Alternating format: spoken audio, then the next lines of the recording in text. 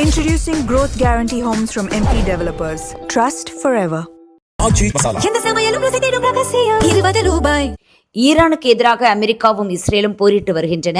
இதனால் முக்கிய கடல் வழி தடமான ஹார்முஸ் ஜலசந்தியை ஈரான் கட்டுப்படுத்தியது. இது உலகளாவிய எண்ணெய் விநியோகத்தில் முக்கிய பகுதியாகும். உலகின் கச்சா எண்ணெய் மற்றும் இயற்கை எரிவாயு போக்குவரத்தில் சுமார் 20% கையாள்கிறது.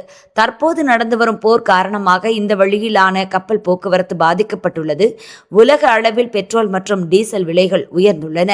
ஈரான் அணு ஆயுதம் பெறுவதை தடுக்கும் வரை மக்கள் இந்த விலை உயர்வை சகித்துக் கொள்ள வேண்டும்.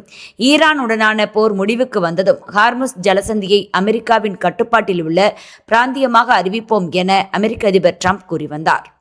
இந்த நிலையில் ஹார்முஸ் ஜலசந்தி பகுதி அமெரிக்காவின் புதிய மாகாணம் என அதிகாரப்பூர்வமாக அவர் அறிவித்திருக்கிறார். தமது சமூக வலைதள பதிவில் ஹார்முஸ் ஜலசந்தியை வட்டமிட்டு அடையாளப்படுத்தி காட்டியுள்ளார். ஹார்முஸ் ஜலசந்தியை ஒரு ட்விட்டர் பதிவு மூலமாகவோ விமானம் தாங்கிய கப்பல் மூலமாகவோ பேச்சின் மூலமாகவோ கைப்பற்றிவிட முடியாது என ஈரான் அறிவித்த சில மணி நேரங்களில் ட்ரம்பின் அறிவிப்பு வெளியாகியிருக்கிறது. ஒரு நாட்டின் எல்லைக்கு உட்பட்ட கடல் பகுதியை வேறொரு நாடு தனது பிராந்தியமாக அறிவிப்பது சர்வதேச சட்ட விதிகளுக்கு எதிரானதாகும். ட்ரம்ப் அறிவிப்பால் உலக நாடுகள் மத்தியில் பெரும் அரசியல் பரபரப்பு ஏற்பட்டுள்ளது.